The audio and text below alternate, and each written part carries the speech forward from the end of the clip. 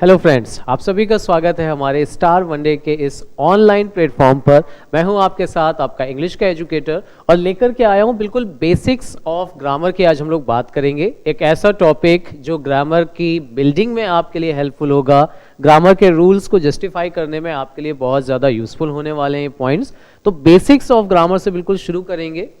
सबसे छोटी चीज़ों के इंट्रोडक्शन से हम लोग स्टार्ट करेंगे और धीरे धीरे अपने लेवल को अप करते हुए ग्रामर के बेसिक पार्ट्स ऑफ स्पीच पे, फिर टेंसेस पे, देन कंडीशनल सेंटेंसेस पे, एडवांस वर्जन पे पहुंचेंगे हम लोग वर्ब के। तो बिल्कुल बेसिक से शुरू करते हैं। बेसिक से कुछ चीज़ें यहाँ पर आपके लिए जानना बहुत ज़्यादा ज़रूरी है। देखिए, अब आपसे पूछा जाए कि ग्रामर एक्चुअली होती क्या है, तो सिंपल रखिएगा, कोई अननेसेसरी डेफिनेशन डिफाइन करने की हमें ज़रूरत नहीं है। ग्रामर और कुछ भी नहीं है, it is nothing but a set of rules. Grammar सिर्फ और सिर्फ सेट ऑफ रूल्स होता है। कितने भी रूल्स अगर आप ग्रामर में देख लो, बहुत सारे रूल्स आपको दिखेंगे ग्रामर के, और हैं क्या एक्चुअली रूल्स, ये हमारी मदद करने के लिए बनाए गए हैं, ना कि इन्हें याद करने के लिए। तो रूल्स की जब हम बात करते हैं तो छोटी छोटी चीज़ों का ध्यान ज़रूर रखिएगा। ग्रामर और कुछ भी नहीं है, व्याकरण मत लीजिएगा। हिंदी से आप इंग्लिश को जस्टिफाई ना करें, उसको सिंपल रखने की कोशिश करें। ग्रामर और कुछ भी नहीं है, it is nothing just a set of rules. अब यहाँ पर जो गड़बड़ शुरू होती है वो होती है इन दो चीज़ों के कन्फ्यूजन से। एक वर्ड होता है सब्जेक्ट और एक होता है लैंग्वेज। बताइए, अगर आपसे पूछा जाए कि इंग्लिश एक सब्जेक्ट है या फिर एक लैंग्वेज है, तो बेसिक सा इसका जो आंसर होगा वो यही कि इंग्लिश कोई सब्जेक्ट नहीं है। इंग्लिश सिर्फ और सिर्फ एक लैंग्वेज है। और लैंग्वेज और सब्जेक्ट में सबसे बड़ा डिफरेंस ये होता है कि सब्जेक्ट को पढ़ा जाता है, जबकि लैंग्वेज को आप बोल के और प्रैक्टिस के थ्रू सीखते हैं।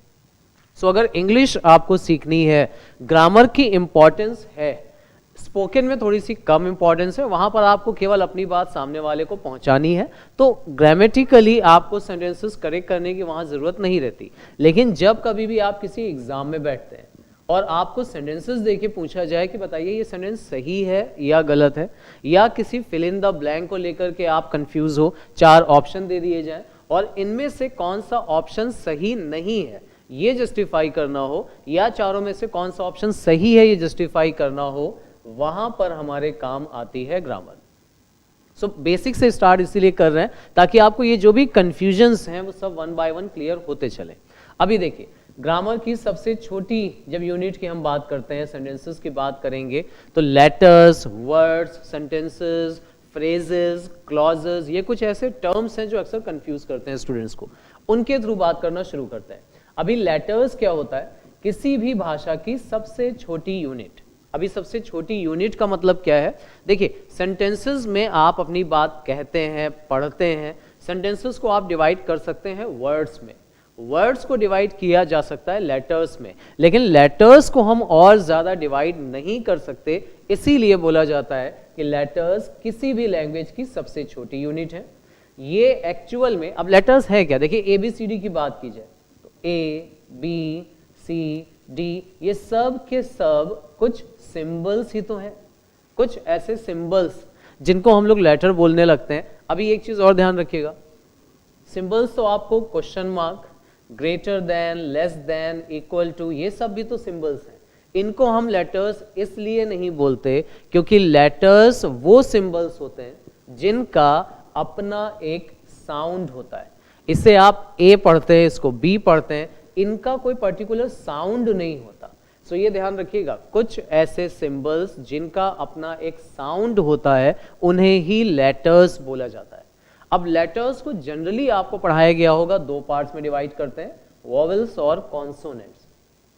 वोवेल्स आपने पढ़े 5 होते हैं, A, E, I, O, U।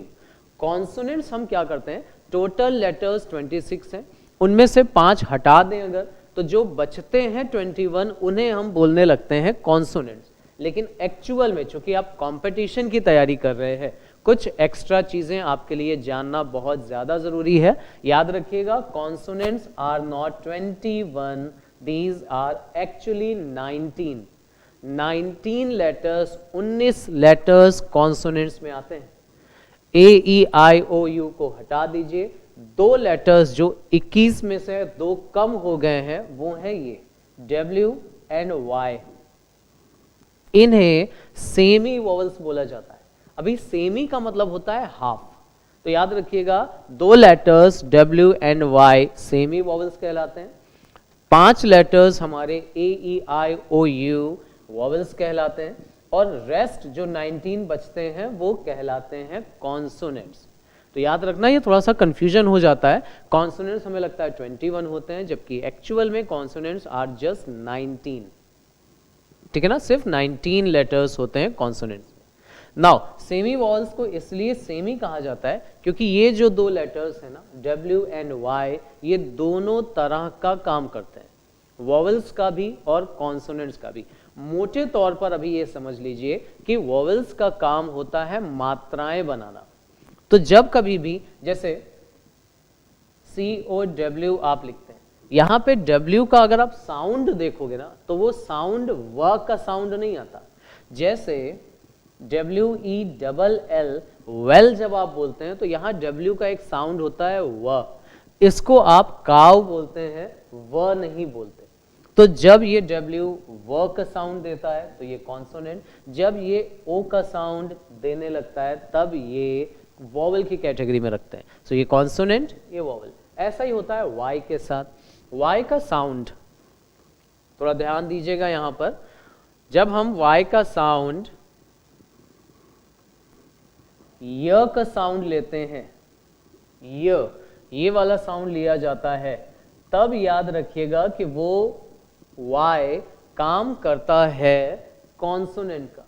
लेकिन जब कभी भी Y E का साउंड देता है, E का, कैसे एग्जाम्पल से जस्टिफाई कर लेते हैं।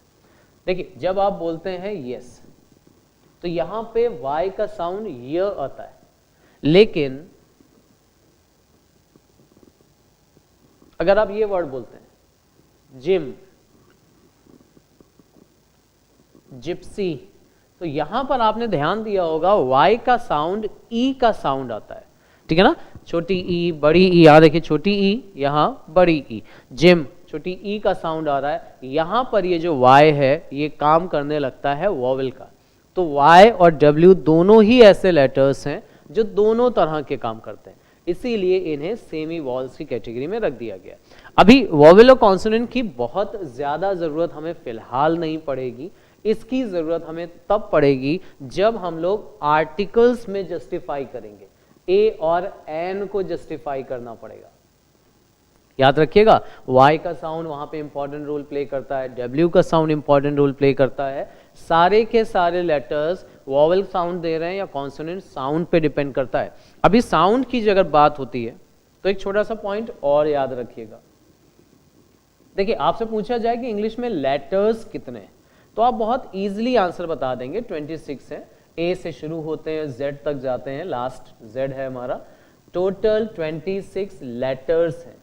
लेकिन जब आपसे पूछा जाए कि इंग्लिश में साउंड कितने हैं तब बड़ा कंफ्यूजन शुरू होता है। और साउंड की अगर हम बात करें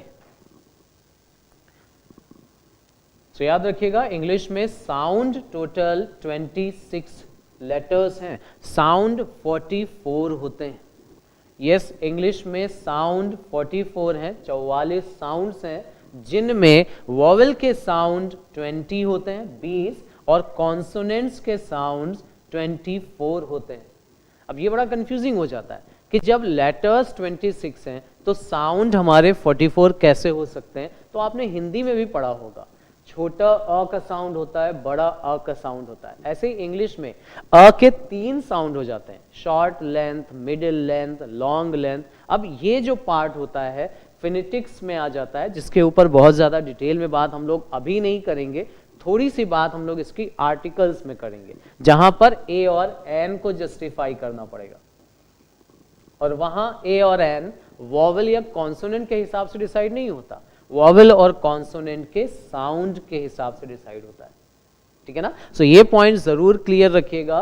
लेटर्स सिंबल्स होते हैं किसी भी लैंग्वेज की सबसे छोटी यूनिट, जिनका अपना एक साउंड होता है। साउंड टोटल इंग्लिश में 44 हैं। वर्ड्स की बात अगर मिस करेंगे अब लेटर्स के थ्रू तो याद रखिएगा लेटर्स तो 26 हैं लेकिन साउंड 44। ठीक है ना, ये पॉइंट बिल्कुल क्लियर रखेंगे। अभी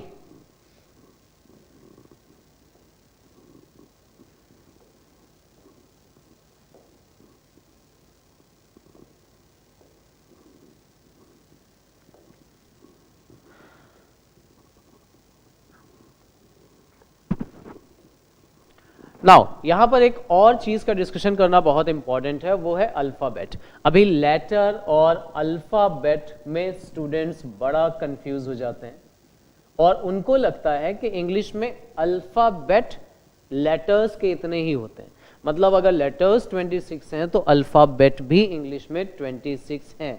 ऐसा कुछ भी नहीं है और इस पे बेस्ड एक पर्टिकुलर क्वेश्चन आपसे पूछा जाता है। अब क्वेश्चन कैसे बनता है उसकी बात तो हम करेंगे, लेकिन देखिए ध्यान से समझिएगा अल्फाबेट और लेटर में डिफरेंस क्या है। लेटर को हम हिंदी में अक्षर बोल सकते हैं, आपने वर्ण भी सुना होगा, लेकिन अल्फाबेट की जब बात की जाती है ना तो इसे हम वर्ण नहीं वर्णमाला कहते हैं। अब वर्णमाला क्या होता है, किसी भी लैंग्वेज, चाहे आप इंग्लिश की बात करें, हिंदी की बात करें, कोई भी पर्टिकुलर लैंग्वेज हो, उसमें जितने भी लेटर्स हैं उन सारे के सारे लेटर्स को मिलाकर अल्फाबेट कहा जाता है। तो अल्फाबेट किसी भी भाषा के सारे अक्षरों को मिलाकर बोला जाता है। लेटर और अल्फाबेट में डिफरेंस ध्यान रखिएगा। Alphabet is a set of letters. Letters English में 26 हैं, अल्फाबेट इंग्लिश में केवल एक है। वर्णमाला हिंदी की अ से शुरू होती है और ज्ञ तक जाती है। लेटर्स वहां 52 हैं, लेकिन वर्णमाला एक ही होती है। अब याद रखें लेटर का प्लूरल तो बनता है लेटर्स, क्योंकि 26 हैं, एक से ज्यादा है, लेकिन अल्फाबेट का प्लूरल अगर आपने बना दिया अल्फाबेट्स तो ये गलत हो जाता है। एक लैंग्वेज में एक ही अल्फाबेट हो सकती है, तो इसका मतलब अगर आप अल्फाबेट्स बोलते हैं तो उसका मीनिंग हो जाता है एक से ज्यादा भाषाएं। क्लियर रखिएगा ये पॉइंट, और इसलिए ये डिस्कशन कर रहा हूं क्योंकि इस पे बेस्ड एक क्वेश्चन आपसे पर्टिकुलरली पूछा जा सकता है कुछ इस तरह का। जैसे बोला गया एक स्टेटमेंट, एक पर्सन अज्यूम कर लेते हैं, बोला गया Ravi has been studying English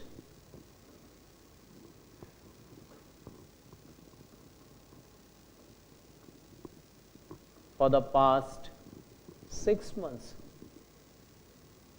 देखिए एक पर्सन है जो इंग्लिश सीखता आ रहा है पिछले 6 महीनों से, बट 6 महीनों से इंग्लिश तो सीख रहा है, बट ही इज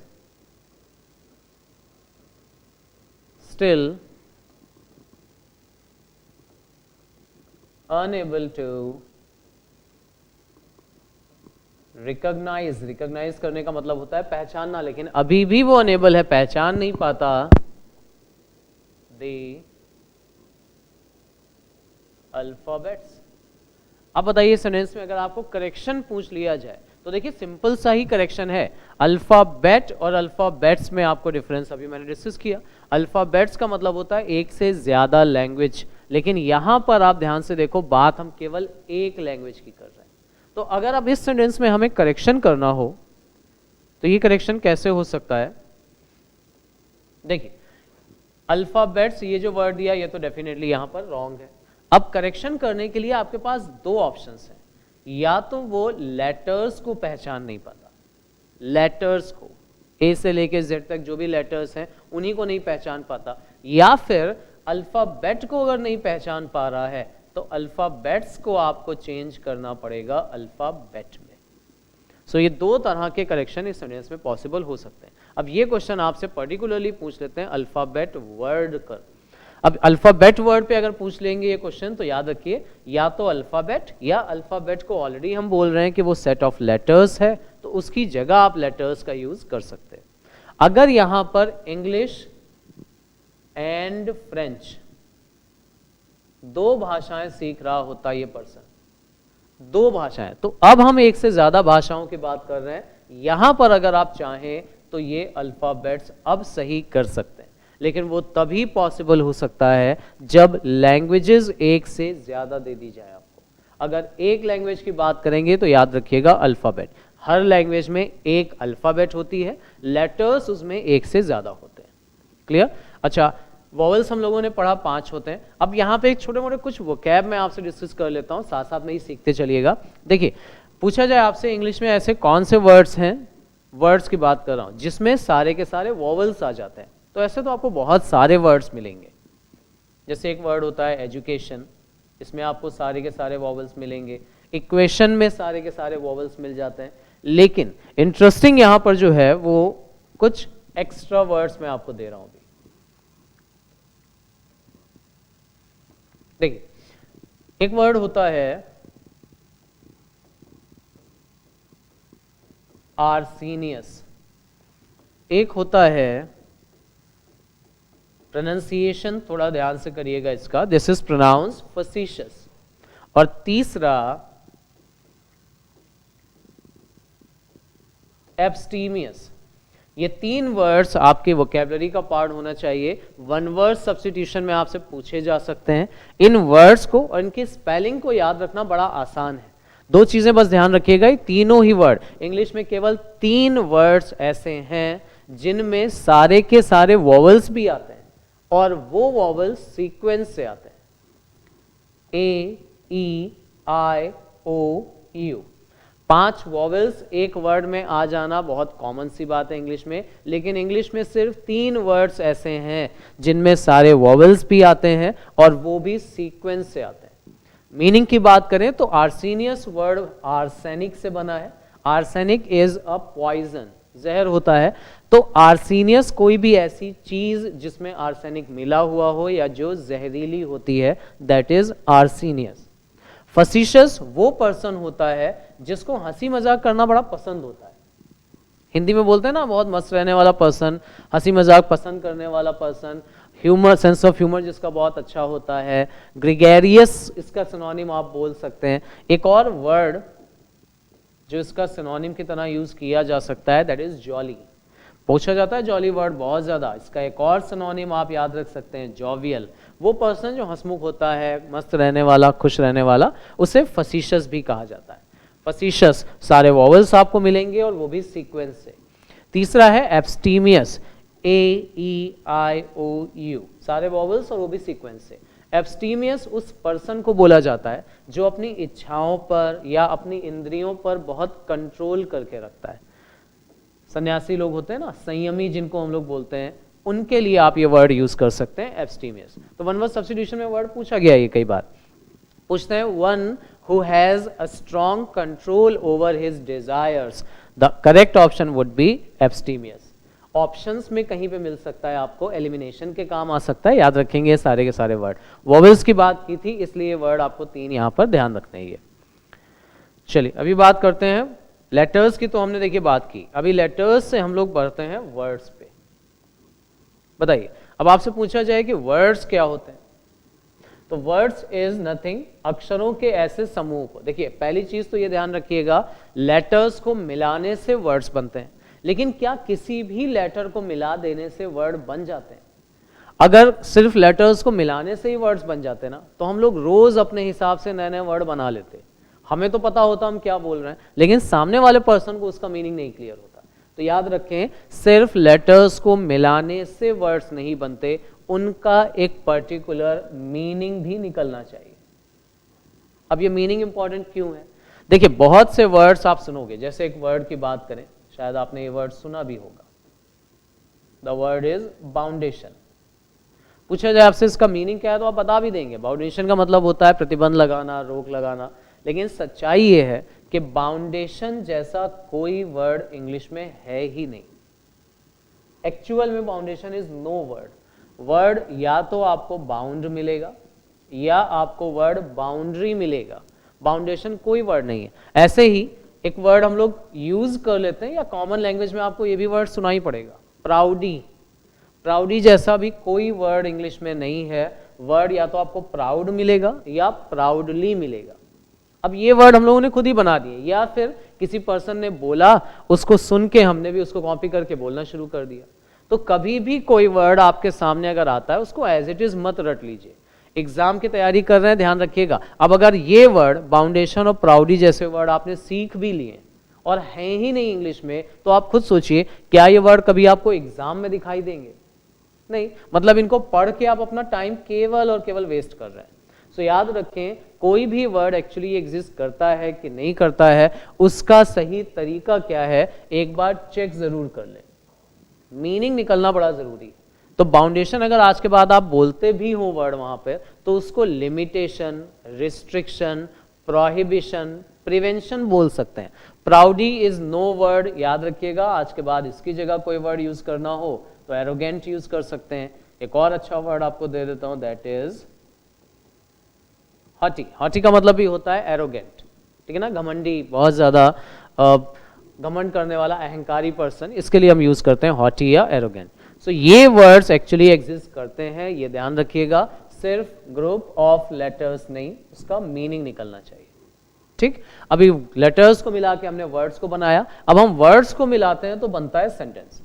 लेकिन यहां पे भी कंफ्यूजन एज इट इज रहता है। क्या केवल सेंटेंसेस बनाने के लिए वर्ड्स को मिला देना काफी है?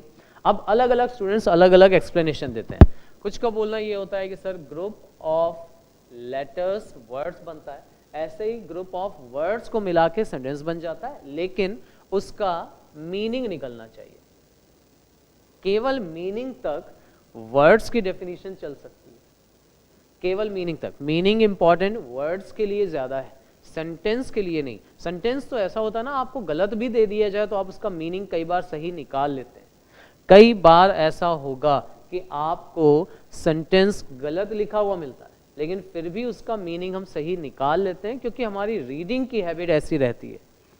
अभी यहां पर इस पॉइंट को जरा डिटेल में समझ लेते हैं। देखिए,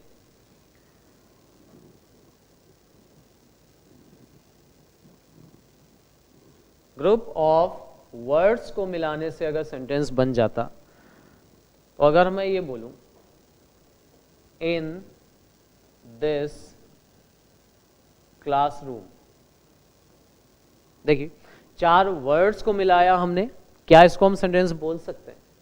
नहीं, सिंपली नहीं बोल सकते, क्योंकि ये ग्रुप ऑफ वर्ड्स तो है लेकिन कंप्लीट नहीं है। तो पहला पॉइंट तो ये कि सिर्फ मीनिंग इंपॉर्टेंट नहीं है, कंप्लीट होना जरूरी है। लेकिन दूसरा, अगर मैं आपको ऐसे दे दूं, व्हाट अ नाइस कार, और आपसे पूछा जाए क्या ये सेंटेंस है, तो फिर ध्यान रखिएगा, लग रहा होगा आपको ये कंप्लीट है, मीनिंग भी निकल रहा है, ग्रुप ऑफ वर्ड्स भी है। सच्चाई है कि ये भी सेंटेंस नहीं है। सेंटेंस होने के लिए उसमें कुछ और जरूरी चीज होनी चाहिए। क्या होनी चाहिए, वन बाय वन अभी हम लोग डिस्कस करते हैं। तो देखिए, शब्दों के ऐसे समूह को जिसका कोई लॉजिकली कंप्लीट मीनिंग निकले, सेंटेंस कहलाता है। डिफाइन करने के लिए सिर्फ मीनिंग निकलना या ग्रुप ऑफ वर्ड्स होना काफी नहीं है। अभी ये लॉजिकली कंप्लीट का मतलब क्या है जानते हैं? इसको भी समझ लीजिए। एक सेंटेंस आपको दिया गया, ही ईट्स कार्स, बताइए, कंप्लीट भी है, ग्रुप ऑफ वर्ड्स भी है, और जो बेसिक आपने पढ़ा है ना, सब्जेक्ट होना चाहिए, वर्ब होना चाहिए, ऑब्जेक्ट होना चाहिए, वो भी देखिए निकल रहा मीनिंग इसका। लेकिन क्या ये कोई सेंस दे रहा है? सो फिर ध्यान रखिएगा, लॉजिकली कंप्लीट का मतलब यही है, उसका कुछ लॉजिक भी निकलना चाहिए, उसका कुछ एक्चुअल सेंस भी होना चाहिए। तो ये ध्यान रखिए, सेंटेंस होने के लिए ना हमारे पास बेसिक सी जो 2 चीजें होनी चाहिए, उसकी अगर हम बात करें तो देखिए, अब स्ट्रक्चर पे आते हैं धीरे धीरे, स्ट्रक्चर वाइज। सेंटेंस होने के लिए हमारे पास बेसिक सी जो 2 चीजें चाहिए, वो है सब्जेक्ट और प्रेडिकेट। अभी यहां से जो डिस्कशन होगा वो थोड़ा सा ग्रामर के पार्ट पे करेंगे। अभी तो हम लोगों ने जनरल डिस्कशन किया, नॉर्मल डिस्कशन किया, अभी सब्जेक्ट और प्रेडिकेट की जो हम लोग बात करने जा रहे हैं ना, यहां से थोड़ा सा हम ग्रामर की तरफ मूव करेंगे। चीजों को टेक्निकल करना है लेकिन आसान भाषा में, ठीक है ना। अब देखिए, किसी से भी अगर आप पूछते हैं कि सब्जेक्ट क्या होता है, हिंदी में आपसे पूछा जाए इसका मतलब क्या है, तो नॉर्मली आप इसका मतलब बताओगे कर्ता। सब्जेक्ट का मतलब कर्ता हो जाता। अब क्या ये कर्ता वाला जो पार्ट है ये सही है, इसकी बात करना बड़ा जरूरी है। कर्ता को इंग्लिश में अगर हम सब्जेक्ट कहते हैं तो ये पॉइंट हर जगह सही होना चाहिए था। लेकिन अगर कुछ एग्जाम्पल से हम लोग इसकी बात करते हैं तो जरा समझिएगा।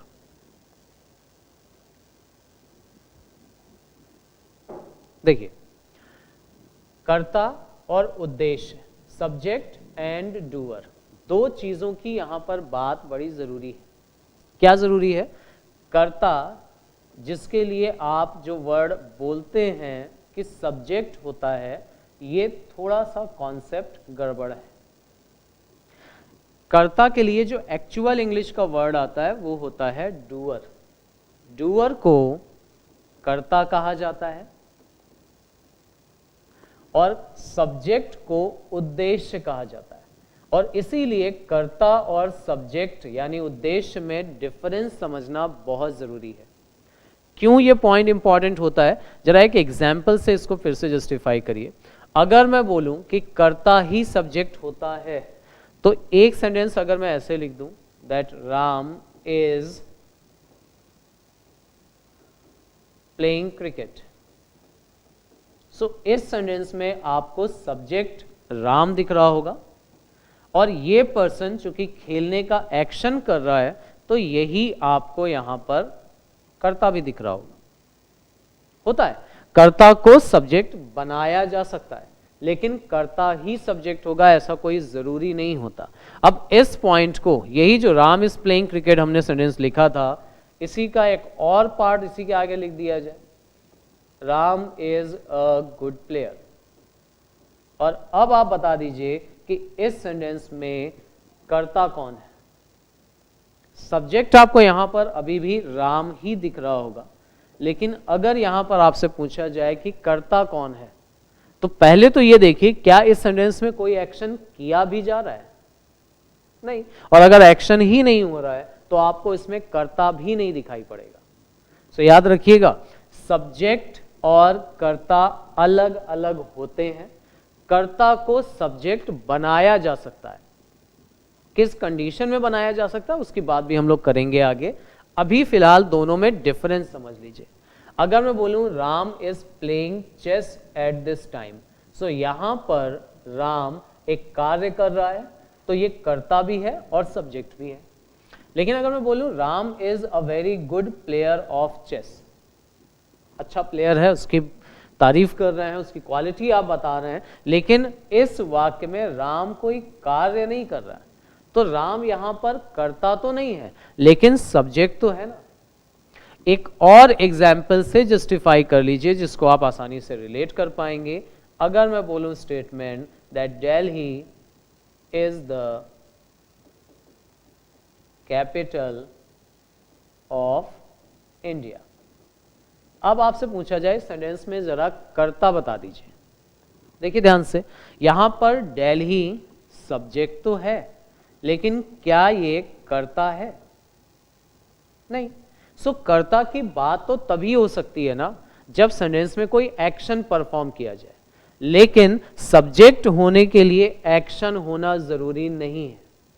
तो अब क्वेश्चन फिर यही आता है कि कर्ता क्या होता है और सब्जेक्ट क्या होता है। सब्जेक्ट की हिंदी याद रखिएगा उद्देश्य होती है, उद्देश्य।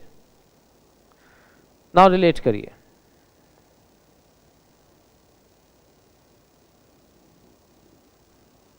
देखिए, Delhi is the capital of India, इस वाक्य में दिल्ली कोई कार्य नहीं कर रही, तो यहां भी दिल्ली कर्ता तो नहीं है लेकिन सब्जेक्ट तो है। English is spoken all over the world, English पूरे संसार में बोली जाती है।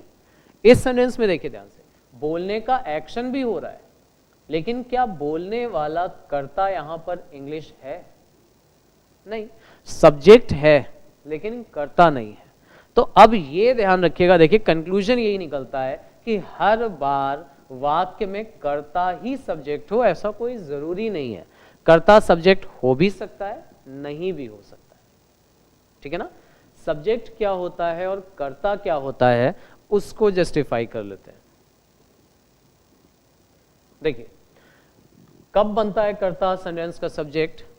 कर्ता को सेंटेंस दो कंडीशन में बनाया जा सकता है, ठीक है ना, दो कंडीशन में।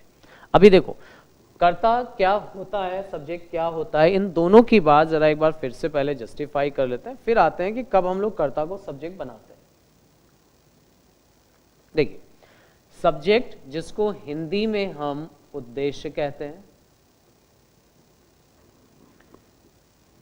कर्ता जिसे इंग्लिश में डूअर कहा जाता है। कर्ता वो पर्सन होता है जो कोई कार्य करता है, who does an action, इसीलिए इसको कर्ता बोलते हैं।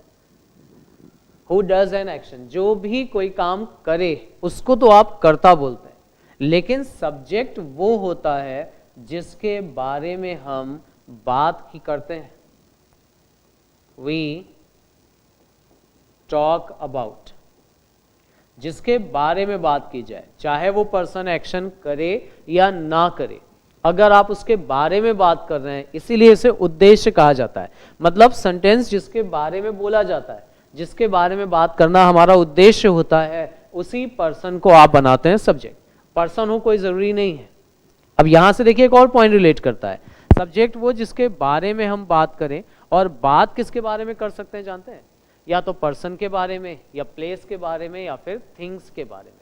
और पर्सन, प्लेस, थिंग को बोला जाता है या तो नाउन, या फिर जो नाउन की जगह ले सके यानी प्रोनाउन। देखिए अब यहां पे बात आती है कॉन्सेप्ट की। रिलेट करिए, समझिए, कॉन्सेप्ट को जस्टिफाई कर लीजिए, फंक्शंस पहचान लीजिए। कभी भी आप किसी भी स्टूडेंट से डिस्कशन करो ना, उससे पूछो नाउन क्या होता है, तो वो आपको 2-3 चीजें ही बता सकते हैं। पहला नाउन की डेफिनेशन, दूसरा उसके कुछ एग्जाम्पल्स। लेकिन अगर आप उनसे पूछ लो ना कि एक नाउन का सेंटेंस में काम क्या होता है, तो प्रॉब्लम शुरू हो जाती है। तो हम नाउन तो पढ़ते हैं डेफिनेशन के फॉर्म में, वो डेफिनेशन एग्जाम में आपसे पूछी नहीं जाती, पूछे जाते हैं उसके फंक्शंस। तो अभी ध्यान रखिएगा, सेंटेंस में नाउन का एक ही काम होता है, सब्जेक्ट या ऑब्जेक्ट की तरह से काम आना। याद रखिएगा, कोई भी वर्ड सेंटेंस में अगर सब्जेक्ट या ऑब्जेक्ट का काम करता है तो ही वो काम कर सकता है नाउन या प्रोनाउन का। अब वो वर्ड हो कुछ भी, अगर वर्ब भी ये काम करने लगे ना सब्जेक्ट या ऑब्जेक्ट का, तो उसको भी हम नाउन की कैटेगरी में रखेंगे। कोई क्वालिटी यानी एडजेक्टिव भी अगर सब्जेक्ट या ऑब्जेक्ट का काम करने लगे तो उसको हम नाउन की कैटेगरी में रखने लगते हैं। तो याद रखिएगा, किसी भी चीज का पार्ट ऑफ स्पीच डिफाइन उसके नाम से नहीं करते, उसके फंक्शन यानी काम से किया जाता है। सो सब्जेक्ट वो होता है जिसके बारे में हम बात करें, और बात करते हैं पर्सन, प्लेस या थिंग के बारे में, यानी सब्जेक्ट या तो नाउन को बनाते हैं या जो वर्ड नाउन की जगह आ सके यानी प्रोनाउन। ठीक है ना। अभी डूअर वो होता है जो एक्शन करे। क्या हम डूअर को सब्जेक्ट की जगह पे रख सकते हैं? बिल्कुल रख सकते हैं। 2 कंडीशंस होनी चाहिए। उन 2 कंडीशंस की बात हम लोग यहां पर कर रहे थे, जस्टिफाई कर लीजिए एक बार। देखिए क्या लिखा है, 2 कंडीशंस हैं जब कर्ता को ही सेंटेंस का सब्जेक्ट बनाया जाता है। कर्ता सब्जेक्ट बन सकता है, 2 कंडीशंस हैं। पहला, सेंटेंस में कोई एक्शन होगा। अगर एक्शन होगा ही नहीं सेंटेंस में तो कर्ता की बात ही नहीं होगी। तो पहली कंडीशन तो ये होना चाहिए कि सेंटेंस में कोई एक्शन हो, तभी कर्ता होना चाहिए। और दूसरी इससे ज्यादा इंपॉर्टेंट कंडीशन है कि सेंटेंस एक्टिव वॉइस में होना चाहिए। कई बार ऐसा होता है कि सेंटेंस में एक्शन तो होता है, पहली वाली कंडीशन तो पूरी हो जाती है, लेकिन उसको पैसिव वॉइस में बना देते हैं। और जब भी सेंटेंस पैसिव वॉइस में बनेगा तो आप खुद बताइए, ऑब्जेक्ट को उठाकर सब्जेक्ट की जगह पर रखा गया होगा, यानी वहां भी कर्ता सब्जेक्ट की जगह नहीं आता, बल्कि ऑब्जेक्ट आ जाता है सब्जेक्ट की जगह। तो कॉन्सेप्ट सिंपल ही है, लेकिन अगर तरीके से आप उसको जस्टिफाई कर पाएंगे तो चीजों को अच्छे से जस्टिफाई कर पाएंगे, एलिमिनेशन आसान हो जाएगा, क्वेश्चंस को करने का एक पैटर्न डेवलप होगा हमारा। इसलिए इंपॉर्टेंट है ये कॉन्सेप्ट। तो चलिए देखिए एग्जाम्पल की बात करते हैं। बोला गया all the questions must be raised to the teachers. सारे के सारे क्वेश्चंस टीचर्स से पूछे जाने चाहिए। Students should not talk to themselves. Students को आपस में एक दूसरे से बात नहीं करनी है। ठीक है। अभी दोनों सेंटेंसेस की बात करते हैं। देखिए 2 सेंटेंसेस का कॉम्बिनेशन है ये इकलौता सेंटेंस। एक सेंटेंस यहां पे खत्म हुआ, दूसरा स्टूडेंट से शुरू हुआ है। तो अब अगर मैं आपसे पूछूं कि बताइए पहले सेंटेंस में कौन सा एक्शन किया जा रहा है, तो आप बड़ा सिंपल तरीके से बता पाएंगे, क्वेश्चंस पूछे जाने का। ये हो रहा है यहां पर एक्शन। और अब अगर मैं आपसे पूछूं कि यहां एक्शन तो हो रहा है, तो बताइए जरा एक्शन करने वाला पर्सन कौन, कर्ता कौन है? तो देखो जरा ध्यान से, क्या सब्जेक्ट की जगह कर्ता लिखा हुआ है? नहीं ना। तो अब यहां से जस्टिफाई करिए, अगर सेंटेंस में एक्शन हो रहा है और उसको करने वाला कर्ता सब्जेक्ट की जगह नहीं है, तो मतलब साफ है कि ये सेंटेंस एक्टिव वॉइस में नहीं बना है। मतलब ये सेंटेंस जो आपके सामने लिखा हुआ है पैसिव वॉइस में लिखा हुआ है। दूसरा सेंटेंस देखिए, students should not talk to themselves. Action हुआ बात करने का, बात करने वाले कौन? स्टूडेंट्स। अब ध्यान से देखिए, ये डूअर भी हैं और यही पर्सन हमारे सब्जेक्ट भी हैं। सेकंड वाले सेंटेंस का सब्जेक्ट भी यही है। और जब कभी भी एक्शन हो और डूअर को ही सेंटेंस का सब्जेक्ट बना दिया जाए तो सेंटेंस एक्टिव वॉइस में हो जाता है। ठीक है ना? याद रखना, यहां से देखिए रिवर्स करके हमने ये पढ़ा था कि डूअर को सब्जेक्ट तब बना सकते हैं जब सेंटेंस एक्टिव वॉइस में होता है। तो इसी को रिवर्स कर लो पहचानने के लिए कि अगर डूअर सब्जेक्ट की जगह है तो सेंटेंस एक्टिव में बना है, अगर डूअर सब्जेक्ट की जगह नहीं है, एक्शन हो और डूअर सब्जेक्ट की जगह ना हो, तब याद रखिएगा वो सेंटेंस पैसिव वॉइस में बनता है। क्लियर? सिंपल रखना, बिल्कुल कॉम्प्लिकेट नहीं होनी चाहिए चीजें। देखिए जस्टिफाई करते हैं कुछ सेंटेंसेस के थ्रू। सबसे पहला काम यही कि सेंटेंस में एक्शन क्या हो रही है, फिर पहला क्वेश्चन ये उस एक्शन को कौन कर रहा है। अगर एक्शन हो तो ही एक्टिव पैसिव डिसाइड करिएगा, अगर एक्शन नहीं हो रहा है तो एक्टिव पैसिव का कॉन्सेप्ट किनारे कर दीजिए। ठीक है ना? उनको सिंपल सेंटेंसेस में ही हम लोग रखेंगे। एक्टिव पैसिव की बात तभी जब सेंटेंस में कोई एक्शन होगा। देखिए पहला sentence, a new notice has been put up on the notice board. Notice board पर एक नया नोटिस लगाया गया। ठीक, इस सेंटेंस में एक एक्शन किया गया और एक्शन हुआ यहां नोटिस बोर्ड पर नोटिस लगाने का। अब आपसे क्वेश्चन पूछा जाए कि नोटिस लगाने वाला कौन? ध्यान से देखिए, एक्शन हुआ लेकिन उसको करने वाला कौन?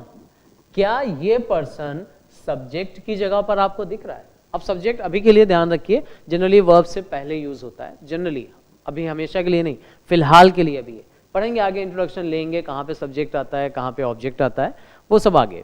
अ न्यू नोटिस जिसके बारे में हम बात कर रहे हैं, ये सब्जेक्ट तो है लेकिन ये डूअर यानी कर्ता नहीं है। इसका मतलब समझ रहे हैं कि ये जो सेंटेंस आपके सामने लिखा हुआ है ये पैसिव वॉइस में बना है। कैसे बनता है एक्टिव से पैसिव, वो हम लोग जब वर्ब को सीखेंगे तब मैं आपको डिफाइन कर दूंगा। अभी के लिए ध्यान रखिए कि तुरंत देख के पहचानना कि सेंटेंस एक्टिव में लिखा हुआ है या पैसिव में लिखा हुआ है। सिंपल तरीका, क्या तरीका, फिर से देख लीजिए। सबसे पहले देखो सेंटेंस में एक्शन हो रहा है कि नहीं, फिर क्वेश्चन पूछो उस एक्शन को कौन कर रहा है, और अगर कौन कर रहा है यानी उसका जो डूअर है वही पर्सन आपको किसकी जगह पर दिखाई दे, सब्जेक्ट की जगह पर, तो याद रखिएगा कि वो सेंटेंस एक्टिव वॉइस में होगा। और अगर सेंटेंस में एक्शन किया जाए, देखो फिर ध्यान दिला दूं एक्शन होना जरूरी है। अब पहला क्वेश्चन ये पूछिए कि इस एक्शन को कौन कर रहा है, मतलब आप ढूंढ रहे हैं इसका डूअर, और जैसे ही आप क्वेश्चन पूछो कि एक्शन कौन कर रहा है और वो पर्सन आपको सब्जेक्ट की जगह ना दिखाई दे, फिर वो कहीं भी हो ना हो कोई फर्क नहीं, कहीं भी हो, याद रखिएगा वो सेंटेंस बनता है पैसिव वॉइस में। Keep it very short and simple. Action हुआ, उसको करने वाला पर्सन सब्जेक्ट की जगह नहीं दिखा, सेंटेंस बन गया पैसिव वॉइस में। सेकेंड सेंटेंस पे आइए, ट्रीज आर बीइंग कट। अब देखो एंड कंजंक्शन है, यहां से दूसरा सेंटेंस हमने जोड़ा, तो पहले का सब्जेक्ट ये है, दूसरे का सब्जेक्ट ये है, दोनों में देखो कोई एक्शन हो रहा है कि नहीं। ट्रीज आर बीइंग कट, पेड़ों को काटा जा रहा है, कट करने का यहां पर एक्शन हुआ। अब पूछो कट करने वाला कौन, क्या यहां पर काटने वाला पर्सन लिखा हुआ है? नहीं, इसका मतलब ये वाला जो पार्ट है ना, this part is in passive voice. Please justify कर लीजिए, सिंपल तरीके हैं, बहुत इंपॉर्टेंट है। दूसरा देखो, we shall face a lot of problems in near future. Near future में हम लोगों को बहुत बड़ी प्रॉब्लम फेस करनी पड़ेगी। अभी एक्शन हो रहा है यहाँ पे प्रॉब्लम को फेस करने का। और बताइए जरा, फेस करने वाला कौन? वी, सब्जेक्ट भी है और यही फेस करने वाले डूअर भी हैं। मतलब ये सेंटेंस जो आपके सामने लिखा हुआ है, this is in active voice. Clear? ये वाला पार्ट पैसिव में है, ये वाला पार्ट एक्टिव में है। कैसे पहचान रहे हैं? इसके बेसिस। फिर देख लीजिए, students are trained here to be definitely selected in the examination. हम अपनी कोचिंग में यही काम करते हैं, स्टूडेंट्स को ट्रेन करते हैं। दिख रहा होगा आपको, ये कॉन्सेप्ट अगर उनको समझ में आ जाए, खुद टैकल कर सकते हैं वो अपने सामने आने वाले क्वेश्चन से। ठीक है ना? तो ट्रेन किया जाता है यहाँ स्टूडेंट्स को सेलेक्ट होने के लिए एग्जामिनेशन में।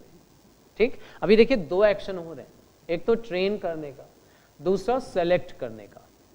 ठीक, पहला क्वेश्चन पूछिए, ट्रेन करने वाला कौन? स्टूडेंट्स? नहीं, स्टूडेंट्स को तो ट्रेन किया जाता है, लेकिन ट्रेन कौन कर रहा है बताया नहीं गया। मतलब this part is in passive voice. अभी सेलेक्ट करने वाला कौन पता है क्या? नहीं। सो ये वाली वर्ब जो आप यूज करोगे ना सेंटेंस में, बी के साथ सेलेक्टेड, ये भी ध्यान रखना पैसिव फॉर्म में आएगी। तो पैसिव सिर्फ सेंटेंसेस का ही नहीं होता बेटा, ये ध्यान रखिएगा। पैसिव इन्फिनेटिव का भी होता है, जेरंड का भी होता है। कोई भी वर्ब आप सेंटेंस में अगर यूज करते हैं तो या तो एक्टिव फॉर्म में आती है या पैसिव फॉर्म में, वो भी आपको आगे समझ में आता है। अभी फिलहाल ये ध्यान रखिए, सेंटेंस तो नहीं, लेकिन ये वर्ब जो आप यूज करेंगे ना वो पैसिव फॉर्म में, सिर्फ इसलिए क्योंकि इसको करने वाला पर्सन सब्जेक्ट की जगह नहीं है। यहां ये candidates who are appearing in 12th standard और waiting for the results will be allowed to apply. कितने सारे एक्शन हो रहे हैं देखिए ध्यान से। पहला अपीयर होने का एक एक्शन, ठीक, 1, इसको 1 नंबर दे देते हैं। दूसरा वेट करने का, सेकंड, तीसरा अलाउ करने का, थर्ड, और चौथा अप्लाई करने का, फोर्थ। देखिए 4 वर्ब यूज हो रही हैं। ठीक है ना? जस्टिफाई करिए किसको करने वाला पर्सन दिया हुआ है, किसको करने वाला नहीं दिया हुआ है। अपीयर होने वाले कौन? कैंडिडेट्स, यानी ये वाली जो वर्ब आएगी वो एक्टिव फॉर्म में आएगी। वेट करने वाले भी कौन? कैंडिडेट्स, ये वाली वर्ब भी एक्टिव फॉर्म में आएगी। अलाउ करने वाला कौन? अलाउ कौन कर रहा है ये क्वेश्चन पूछेगा, डूअर की बात कर रहे हैं। देखिए डूअर और सब्जेक्ट दोनों अलग अलग चीजें, ये मैंने बताया। डूअर की इंपॉर्टेंस क्या है अब मैं आपको वो बता रहा हूं। डूअर सिर्फ एक ही जगह पे इंपॉर्टेंट है और वो है इसको जस्टिफाई करने के लिए। याद रखिएगा, डूअर का रोल एक्टिव पैसिव इंपॉर्टेंट यहां पे इंपॉर्टेंट हो जाता है, एक्टिव पैसिव को जस्टिफाई करने में। तो अलाउ करने वाला कौन हमें नहीं पता, यानी ये वाली जो वर्ब आएगी this would be in passive form. और यहां बताइए अप्लाई करने वाले कौन? सिंपल, कैंडिडेट्स, यानी ये वाली जो अप्लाई वाली फोर्थ वर्ब है ये होगी एक्टिव फॉर्म में। क्लियर? तो ये पॉइंट जरूर ध्यान रखिएगा, डूअर की इंपॉर्टेंस क्या है वो जस्टिफाई हम लोगों ने यहां पर किया है। नाउ देखिए प्रेडिकेट क्या होता है। देखिए सब्जेक्ट की हम लोगों ने बात की थी, अब बात कर लेते हैं थोड़ी सी प्रेडिकेट की। प्रेडिकेट को हिंदी में बोला जाता है विधेय। सब्जेक्ट वो होता है जिसके बारे में हम बात करते हैं, तो प्रेडिकेट वो सारी चीजें होती हैं जो सब्जेक्ट के बारे में बताई जाए। तो जो कुछ भी सब्जेक्ट के बारे में बताया जाए वो सब प्रेडिकेट होता है। Anything that is said about the subject. Predicate में बेसिक सी हम दो चीजें मानते हैं, वर्ब और ऑब्जेक्ट, बेसिक दो चीजें। तो सेंटेंस में अगर बेसिक दो चीजें सब्जेक्ट और प्रेडिकेट है, और प्रेडिकेट की जगह आप लिख सकते हैं कि इसमें दो चीजें वर्ब और ऑब्जेक्ट है, तो यहां से सेंटेंस को आपको बेसिक स्ट्रक्चर मिलता है, सब्जेक्ट वर्ब ऑब्जेक्ट। अच्छा, ये पार्ट जो थोड़ा सा कॉम्प्लीमेंट आ जाता है, इसको भी डिस्कशन करना जरूरी है, आगे जस्टिफाई करेंगे भी। अभी जो मेन फोकस हमारा रहेगा वो रहेगा ऑब्जेक्ट पे। बेसिक सेंटेंस में जो तीन चीजें होती हैं वो ये आती हैं, सब्जेक्ट, वर्ब, ऑब्जेक्ट। कॉम्प्लीमेंट को अदर वर्ड्स कई बुक्स में दिया हुआ है, कई जगह इसको अलग अलग फॉर्म में डिसाइड करते हैं। अभी कॉम्प्लीमेंट आपके लिए इंपॉर्टेंट नहीं है, अभी इंपॉर्टेंट आपके लिए है ऑब्जेक्ट। और जानते हैं वर्ब और ऑब्जेक्ट का कॉम्बिनेशन बड़ा इंटरेस्टिंग हो जाता है जब आप इसकी हिंदी देखते हैं। ऑब्जेक्ट को हिंदी में बोला जाता है कर्म और वर्ब को हिंदी में बोला जाता है क्रिया, और दोनों देख लीजिए। तो अगर आप चाहते हैं कि ये दोनों अलग अलग ही डिस्कशन करें, वर्ब और ऑब्जेक्ट, तो याद रखिएगा ऑब्जेक्ट का इंट्रोडक्शन लेना बड़ा जरूरी है, ठीक है ना। तो कर्ता हो गया डूअर, सब्जेक्ट हो गया उद्देश्य, प्रेडिकेट हो गया विधेय, ऑब्जेक्ट हो गया कर्म, वर्ब हो गई क्रिया। कॉम्प्लीमेंट क्या है उसकी बात आगे करेंगे हम लोग। अभी ऑब्जेक्ट का इंट्रोडक्शन बड़ा इंपॉर्टेंट है, उसके लिए देख लीजिए। ऑब्जेक्ट के बारे में कुछ बातें जानना जरूरी है। पहले जरा ट्राई करिए कि ये जो सेंटेंसेस आपको 6 दिए हुए हैं इनमें ऑब्जेक्ट को जस्टिफाई करिए। कौन सा वर्ड इसमें ऑब्जेक्ट है। अभी बात सब्जेक्ट की नहीं करेंगे, अभी बात वर्ब की भी नहीं करेंगे, अभी बात होगी यहाँ केवल ऑब्जेक्ट की। अब गड़बड़ जो शुरू होती है वो आती है यहाँ से कि हमें लगता है कि सेंटेंस में जो सब्जेक्ट होता है उसको हटा दें तो जो कुछ बचा है वो सब प्रेडिकेट हो गया। सिमिलरली स्टूडेंट लॉजिक ये लगा देते हैं कि प्रेडिकेट में से वर्ब को हटा दीजिए तो जो कुछ बचा है वो सब ऑब्जेक्ट हो जाना चाहिए। यानी कुछ के अकॉर्डिंग स्काई ऑब्जेक्ट हो सकता है, कुछ के अकॉर्डिंग द स्काई, कुछ को लगता है इन द स्काई पूरा ऑब्जेक्ट है। यहां से प्रॉब्लम शुरू होती है। अगर आपको ये लगता है कि वर्ब के बाद जो कुछ लिखा हुआ है वो सब ऑब्जेक्ट है तो आप गलती कर रहे हैं। यहां पे स्काई ऑब्जेक्ट नहीं है, I bought a new shirt में न्यू शर्ट ऑब्जेक्ट है, लाउडली यहां ऑब्जेक्ट नहीं है, इन हिज रूम में रूम ऑब्जेक्ट नहीं है, यहाँ रिवर ऑब्जेक्ट नहीं है, ही जम्प्ड इनटू द रिवर, और she dance in the party में भी ऑब्जेक्ट आपको नहीं मिलेगा। नॉर्मली गलती स्टूडेंट ये करते हैं, वर्ब के बाद जो भी नाउन उनको दिखता है वो उसको ऑब्जेक्ट मान लेते हैं। हो भी सकता है लेकिन वो ऑब्जेक्ट थोड़ा सा अलग है जिसकी बात हम आगे करेंगे। अभी ऑब्जेक्ट पहचानने का बेसिक सा तरीका याद रखिएगा। आज के इस लेक्चर का जो सबसे इंपॉर्टेंट पार्ट है वो यही है। कई बार इस पॉइंट की जरूरत आपको आगे पढ़ने वाली है। ध्यान से रिलेट करें ऑब्जेक्ट पहचानने का तरीका।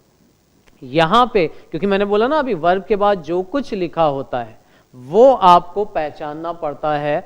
ऑब्जेक्ट हमें उसको मान लेते हैं जबकि वो ऑब्जेक्ट नहीं होता। तो ऑब्जेक्ट का इंट्रोडक्शन कैसे पहचानना है। ऑब्जेक्ट दो तरह के ऑब्जेक्ट होते हैं, ये भी ध्यान रखिएगा। एक वर्ब का, एक प्रेपोजिशन वाला, उसका इंट्रोडक्शन ये हम लोग डिस्कस करेंगे अपने अगले वीडियो में। तब तक के लिए आज जो पॉइंट डिस्कस किए हैं उनका एक बार रिवीजन जरूर कर लीजिएगा। मिलेंगे हम लोग सब्जेक्ट ऑब्जेक्ट के इंट्रोडक्शन के साथ अपने अगले वीडियो में। तब तक के लिए ऑल द वेरी बेस्ट आप सभी के फ्यूचर एग्जाम्स के लिए, and thank you very much.